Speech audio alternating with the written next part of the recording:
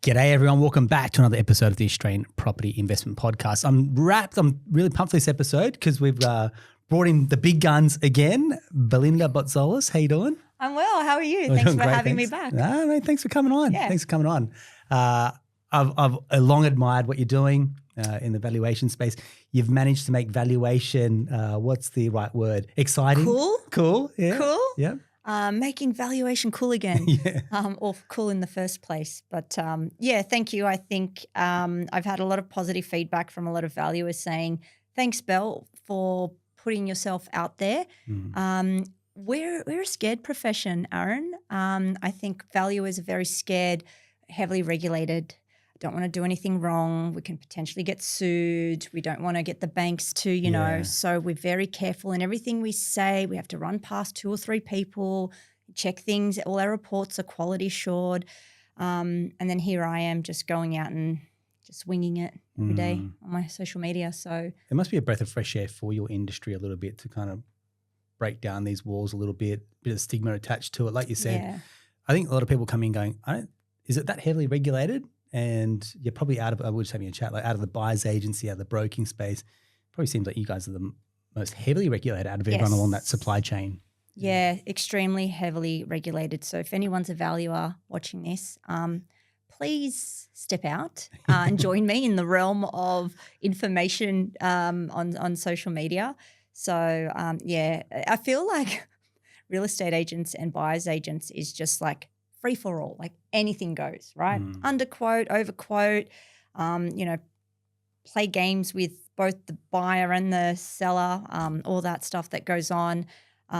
People getting gazumped, just bad practice everywhere you look. And then you've got the valuation industry and it's so heavily regulated. And I think as I was saying outside, if we could just meet in the middle and, you know, just work it out together, I think that would probably be best. But yeah, very heavily regulated industry. Yeah, you look at it, it feels like it's the oil and water relationship, you know, between brokers and valuers, agents and valuers, for example, and just going, not that you know make or break, but it's like you can be perceived to be a bit of a handbrake in the scenario, isn't it? Yeah, we get paid very little per report. I think it's like $200 to $300 on average per report. And that's not a lot considering the amount of work that probably goes in. Yeah, they've automated a lot, which is extremely fast. Like everything is tap, information's there, all the sales are in the system. So you just have to analyze and add them.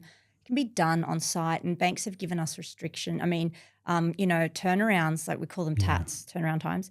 Our TAT has to be sometimes within 3 hours of an inspection, 1 hour reports. So you get in, you get out, and on site, because you're supposed to analyse all your sales before you get there, and you should know the market pretty well because it should be your patch, send it out. So that's why a lot of the times you get, you know, fast mortgage turnarounds is because the value is under pressure to get the report out. And then it goes into sort of a QA. The QA checks it, yep, all good, and then it goes straight through. So that's how they're able to get their costs low because it's so fast and efficient. But that's kind of why sometimes we are not motivated by the price we put on it. We don't want to get higher because we get a commission or a cut. We're not trying to get lower because we don't work for anyone. We're just trying to determine the price and get paid what we get paid, and it is what it is. Yeah, it's funny that you say you got to do your research before you get there because how many times you probably do your research, you get there and you're like, that is absolutely not what I was led to believe about this property.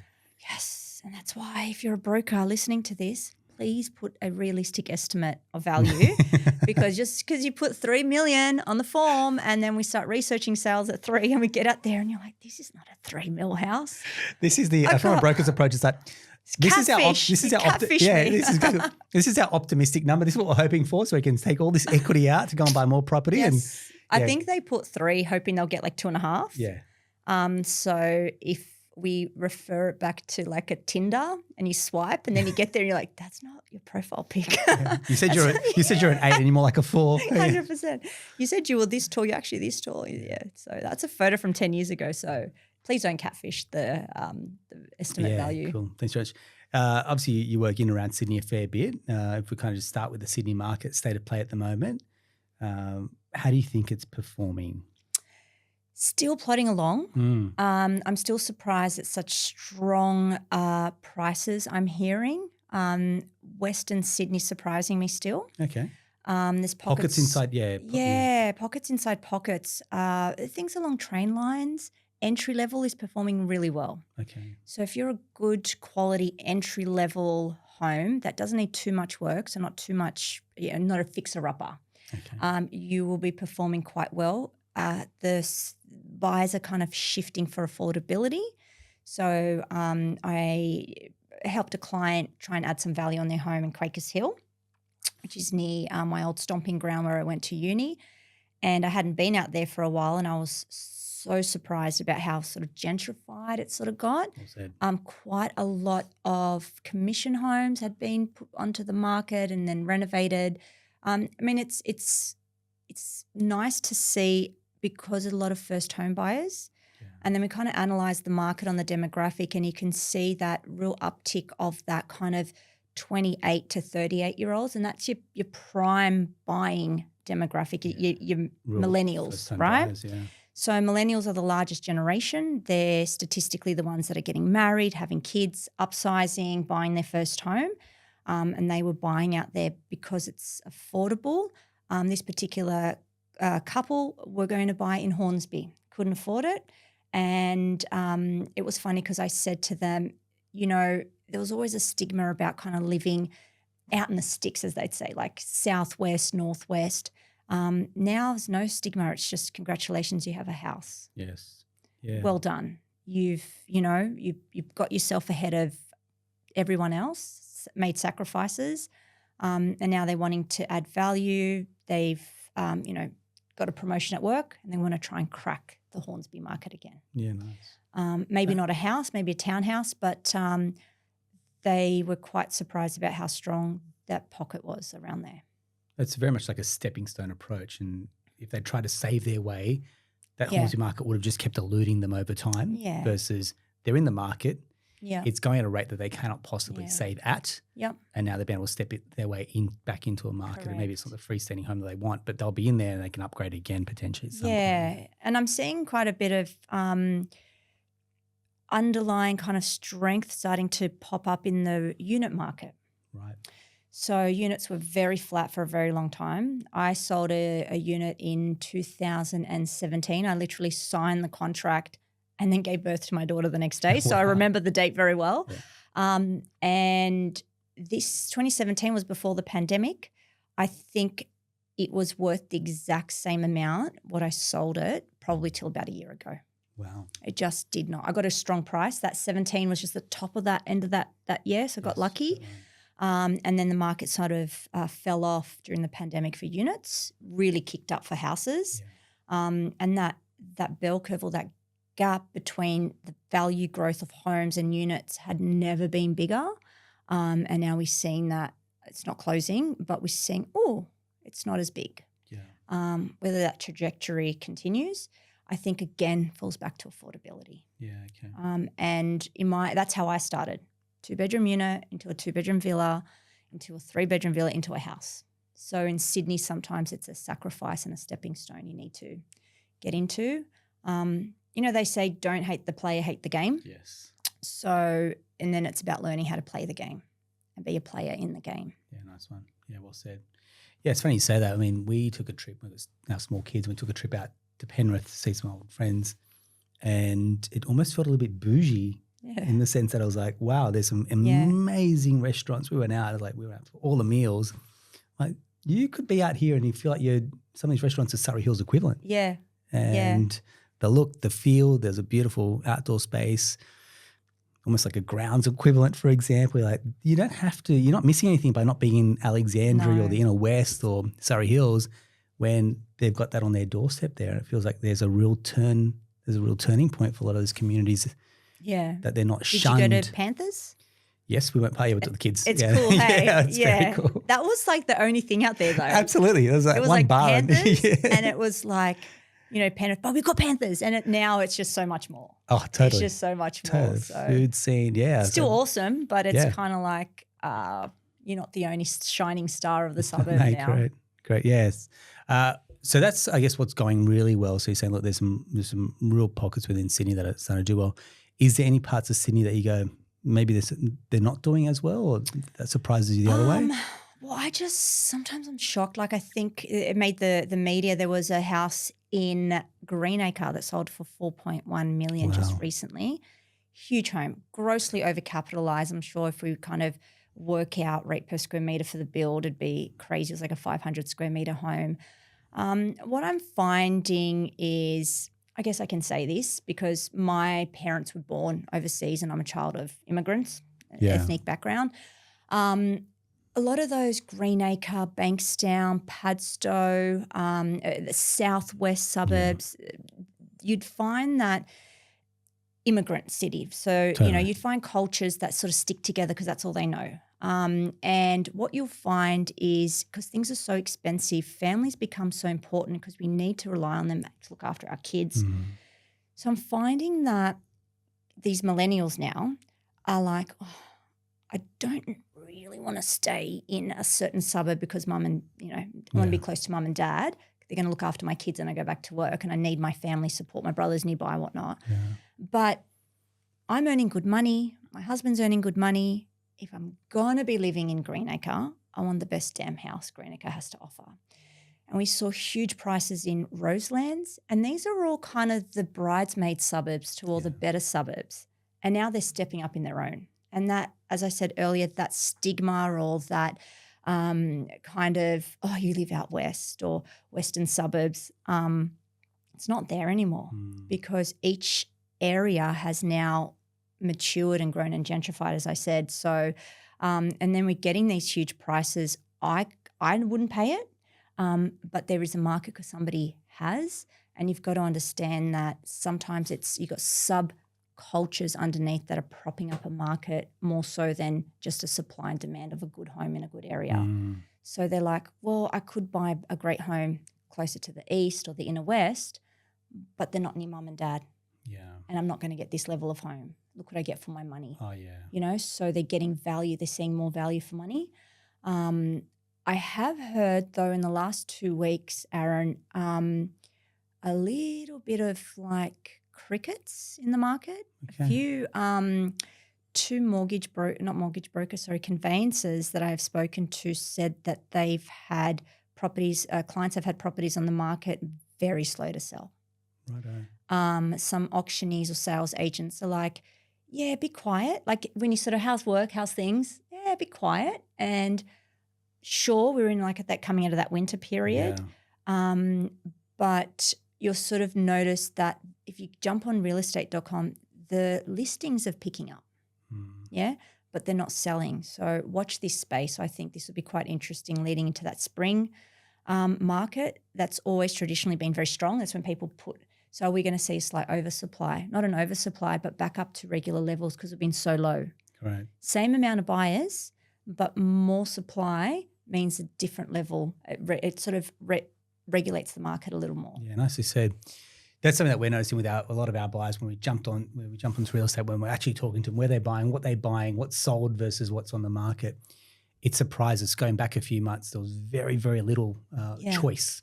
And now we're jumping on going, you actually have a few more options. And when there's more options, there's less impetus to act straight away. It's I can wait and see.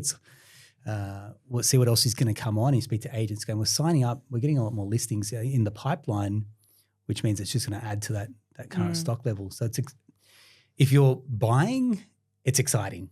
I think it's a good time to then at that point to be buying.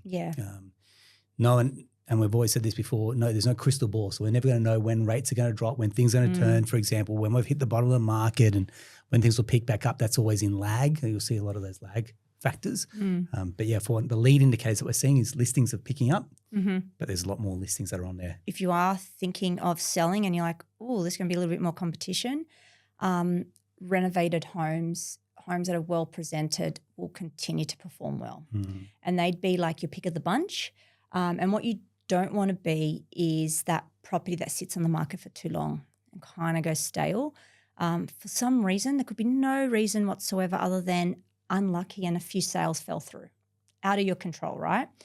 And then all of a sudden your property's been there for 2 months and buyers are like, what's wrong with it? That's the first question they ask. I don't like it. It's been there. I'm sick of seeing that home as I go through real estate. Like, I'm over it. I keep seeing that home. I don't like it. I'm not interested. And for some reason they just turn off it. And then you'll be kind of asking your agent how many people turned up, and they're like 3 groups. Yet the house down the road, because it's always the house down the road, had 15 groups for no other reason than it's just a newer listing. So it's about getting your property sold and sold first and not sitting on the market, because when it does get stale. Yeah. At that point, does presentation really play a difference in Sydney? Styling? We're a bit superficial. Yeah. we're a bit like, we need it to look good, you know? So like going back to Tinder, like you don't stop at the girl without the makeup, or you don't stop at the guy without the, you know, the cool like photo. You get the nice looking one. So make sure your house is like swipe worthy, as they say. Awesome. You definitely presentation matters. Which then it forms part of the entire campaign, because you can have you can have great personality. Yeah. But if the photos don't show it, no. You're not doing it justice. And I'm amazed at sometimes how bad the photography is. Yep. When people, vendor paid marketing, I'm like, I'd be holding my agent to account on this, going, those photos and the video need to be, I wouldn't compromise on the dollar spent on marketing. If you are looking at selling, that's where you're going to command that premium, when you're playing to the emotions, when it's well styled. Yet people balk at the styling costs. I'm actually surprised at what people will balk at. Yeah. Like when it comes to selling and packing and moving, I was like, go and get a removalist and they will pack your entire house. And the first question people ask is how much? I'm like, well, think about it. You're not going to spend every night with boxes all over your house. They come in 2 days before, they pack the entire house, dismantle beds on the day of, move the refrigerator and everything. The day before we moved houses, we wouldn't even know that we were moving out. Yeah. And they'll worry about a slight interest rate, like 0.05% on the rate. But it's like they're happy to do the hard yards when it comes to like packing and moving or not styling a home, for example. It's like, how do we shift the perspective to go, if we think it's about an interest rate or annual fee, you've missed the point here when it comes to buying real estate? I think for that, I've got a cleaner, and I mentioned before, ethnic background. I remember like I was Don't ever tell your parents that you've got a cleaner, right? Yeah, right. Yeah, 100%. My grandmother's like, why are you lazy? Why you not clean? Why you not clean your own house? Why you build big house if you're not clean? So then I've gone, well, she's right. Like I should really be cleaning my own house. But I don't see it as I'm paying someone to clean my house. I see it as I've just bought 5 hours. Yeah. So it takes me it takes her 5 hours. It takes me twice as long. But she is incredible, and she changes the sheets and she does everything. It takes her 5 hours. I feel like I bought that time, because that would be my entire Saturday. Yeah. And Saturday and sanity as well. So think about how long it takes you to pack and get boxes and aches and pains and back and stress, and if you've got kids and you stop touching and Imagine taking all that away and putting a price on that to get someone and to get your time back. Go to the pub, have a drink, go to the movies and get one of those luxe ones where you sit back. Someone's packing your house. So see it as not so much money spent, but time you've got back, because time is money. Well said. Well said. You've been following your journey, and you've done a bit of a round recently on buying through trusts. Yes. And it feels like this is the flavour of 2024 at the moment. It feels like that this has been blown wide open. So take me through. You've done a few presentations on this. Yeah. What does someone need to know for the uninitiated when it comes to buying through a trust? And actually, we're not giving advice here, which is general nature. And then we'll talk through, I guess, nuts and bolts and some of the questions you've got. Great. From those discussions. So I would have clients that would be interested in buying in a trust, and I'm a huge believer in staying in your lane and never giving advice where, So I'm not qualified to give advice on trust. So I held a webinar. And I got a property lawyer, I got an accountant, and then I got a finance strategist broker to come in and talk about where they were qualified. Yeah. And what I think a lot of people took away from that is, just because your mate bought something in a trust, or you think that you're going to buy in a trust to save tax, you need to get the whole picture, because you don't just buy in a trust for the sake of buying in a trust. a lot of the time, 9 times out of 10, it's just better off in your own name. Depends what your long-term strategy is. It depends why you're doing it. Some people want to do it because beneficiary trust, they then want to distribute down to family members. My kids are 6 and 8. I'm waiting a while before I'm distributing any dividends to them, yeah. But, if I wanted to buy for a different reason, I would get the right advice and go in there. And I think that's for a lot of people, just because your mate did it, just because you heard someone at a barbecue saying, I bought in a trust and they're owned by a company. Sounds cool, right? But if you're not doing it for the right reasons, it can actually set you back. Yeah. Okay. So I'm sure you have people saying, I'm going to buy the next one in a trust. At the moment, it's probably the exact conversations we're having, which is, do the borrowing capacity, they come back going, but should we buy through a trust? I'm okay. Happy to do the numbers. Let's talk strategy here. And you feel like you become a bit like a handbrake at that point going, just give me the trust. And I'm like, I will give it to you. Yeah. But we just got to understand like what we're doing and why we're doing it. And they become very important. And I think that's for the uninitiated is like they can't answer the second part is why are we doing it this way? It just feels like it's going to free up borrowing capacity and have unlimited borrowing capacity. Yeah, no doubt. It'll play its part in that role. But again, unpacking the reasons going, but what's the plan around this property and this acquisition? Yeah. What's its long-term place in your portfolio, for example? And I guess the first question I'm always asking is, well, what's the long-term plan? And then how do we work backwards from that point as opposed to the trust feels like we're going to work forwards and then figure out our way and fumble through the next few acquisitions as well. Yeah, it works. Trusts work really well on like positively geared properties because you can, distribute any sort of positive income. But when it's sort of negative, there's different tax legislation. Sometimes you can't claim certain things. Depends how it's set up. There's land tax benefits if you're trying to buy a lot of land. Let's say homes in one particular state. Yep. If you buy in individual trusts, then they don't get all accumulated together. And so there is a lot of pros for it, but sometimes it costs a lot to set up. It's highly maintenance. The maintenance is quite high. And, you can't, it's not as interchangeable as buying in your own name, and there's capital gains and stuff like that. So I think do it if you want to do it, but get all the information up front and get it. Not through YouTube, not through someone on Instagram, and not through someone that's not qualified. So when I did my webinar, I was like, guys, I'm going to stop here. I can talk to you to this point, and I'm now going to hand over to the experts. Yeah, nice. And they're the ones I want you to talk to, and make sure that you get the information from them, not me, not someone that's saying that. Because there's a lot of investment companies like, buy through a trust or buy through your super. I'm like, you're not qualified to say that. Again, unregulated industry. And no one's really, standing over them, monitoring them. So be very careful where you get your information from. I like that. Well said. Well said. And then go to Aaron, he'll finance it for you. Oh, thank you very much. Again, big discussion around at the moment is trying to add value to properties. Now, there's two ways we're talking about this: either trying to add value to get the rental income up, because at rates circa mid-sixes, for example, the yields aren't keeping up there. I think I've just read this recently, CoreLogic SQM saying that rents have actually slowed down for the first time in a number of years. Yes, especially in Sydney. Right? So it's like Sydney's already like a 3-point-something% yield. Yeah. Slows down even more. The yields look shocking for as an investor.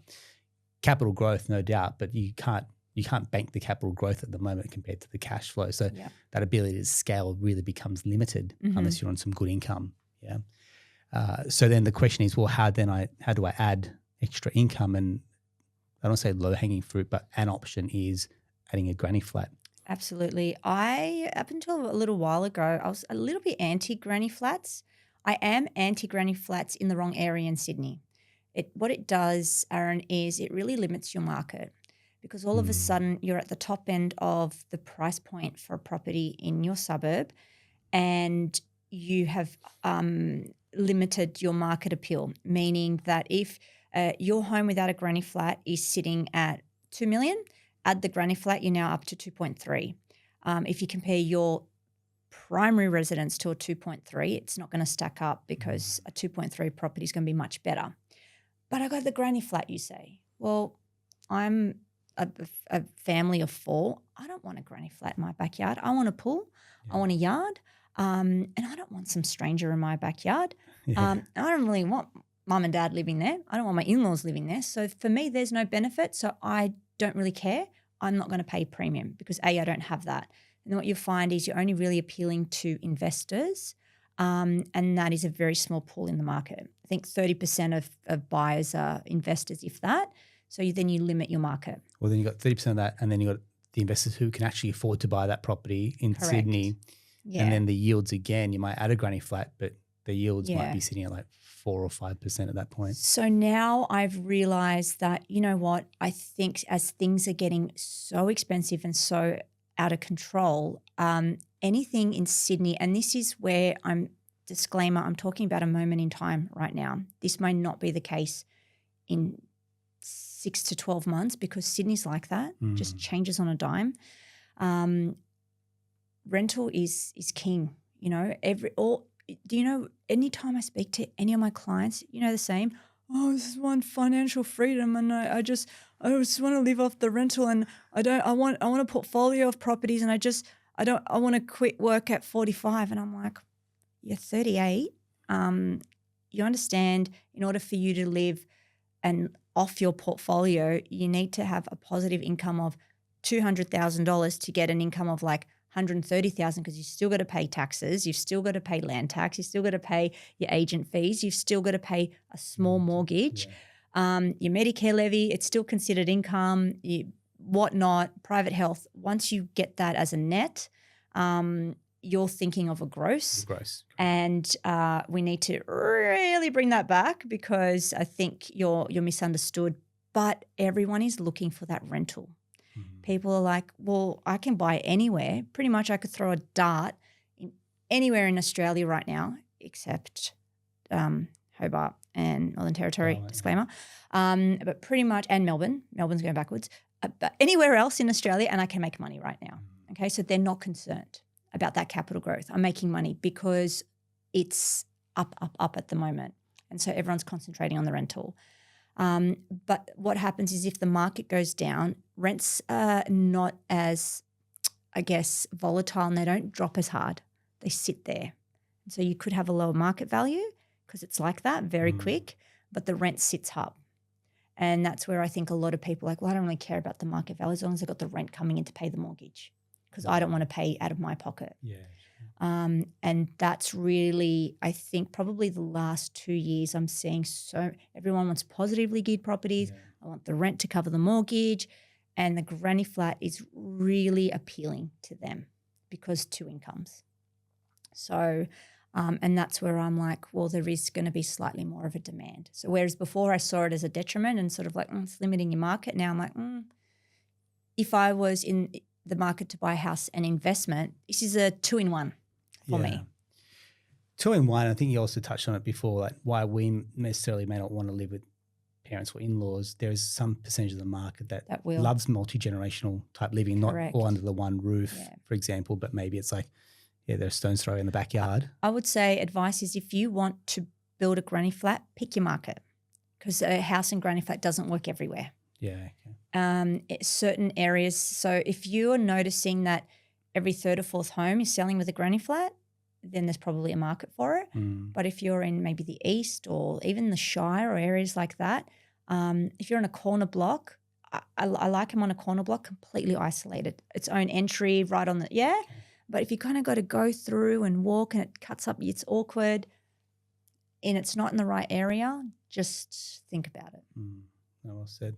So from a valuer's perspective, how do you then look at valuing a granny flat?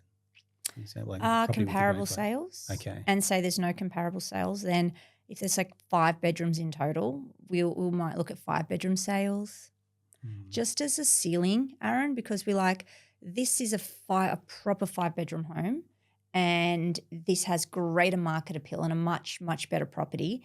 And this sold for, say, $3 million.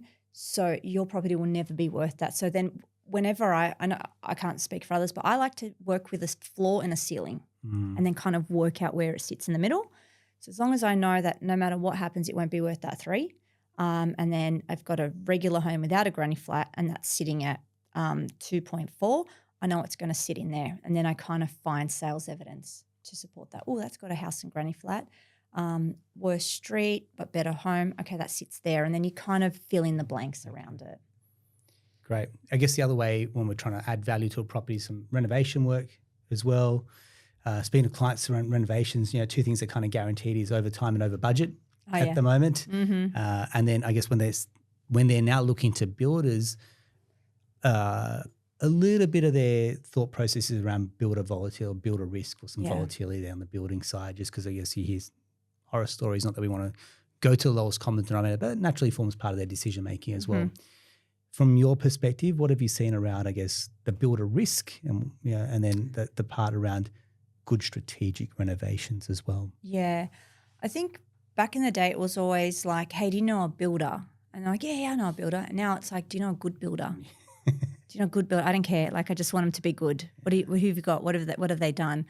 I think a good idea is getting a project manager. There's quite a few out there, and what they do is they do all the due diligence. And you can get a project manager, a lot of people don't know this, is you can get them to do all that preliminary yucky work, getting counsel, getting documentation, getting certification, and they know the industry, right? And they're able to help save you a hell of a lot of time that then saves you money.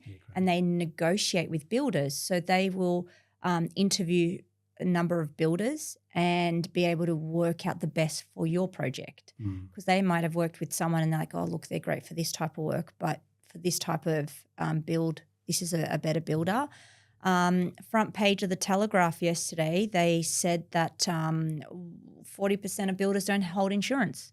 Wow. That is scary because if there is anything, they fall into liquidation or you're exposed. No recourse, No recourse, absolutely. So, just checking all those preliminary things, but having a project manager, they do all those due diligence stuff. I'll tell you, anecdotally, I had a friend, really, really good buddy who did this. This guy's been operating for 20 years. He was a carpenter. His license there wasn't licensed as a builder. He was a carpenter and doing all these building works and never approved by council. 20 years, flew under the radar until they hit a snag with him, like something about windows, and I was like, had to go to tribunals and bit of a shitstorm. Yeah. So just be really careful. Yeah. And I think in Sydney, certain areas are really great for having a big reno. You had some really big value there. And I think the best way to see it is, where do you think your home is? And then where is the absolute highest ceiling for top end property? And if that gap is really, really, really, really big, for example, in Rose Bay yesterday, I had a $2.4 million property, and all they were going to do is close up the top attic into a bedroom and make it a study and redo one of the bathrooms and add another bathroom. Like $500,000, no brainer added to the property. It would barely cost them $100,000 to renovate. Wow. Yeah. Do that same reno in Greenacre on an average home. You spend 100 and you might add 180 or 200,000.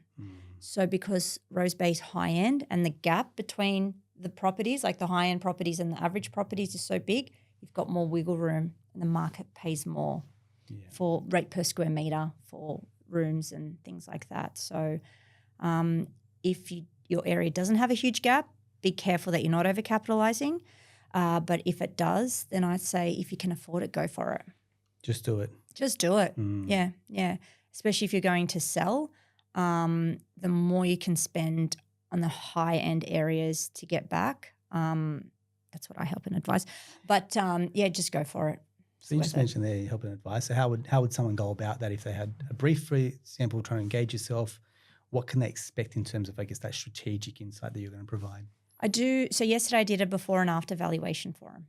Okay. So I said, this is what it's worth now.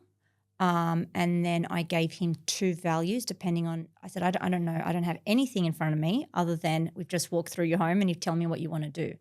So you could execute this perfectly as a really high-end reno.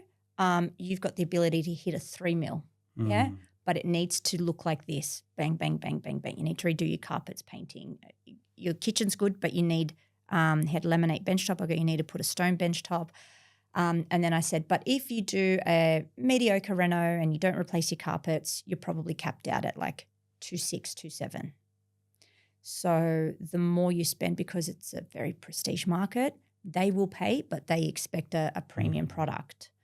And I said, that's why you're able to get a little more out of your property. So being able as a valuer to say, this is what it's worth now.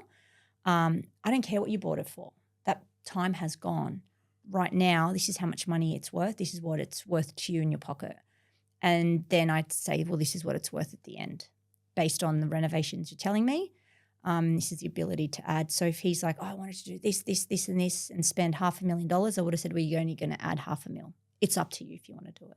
And then he can make that educated decision. Okay, nice one. Thank you very much. Appreciate it.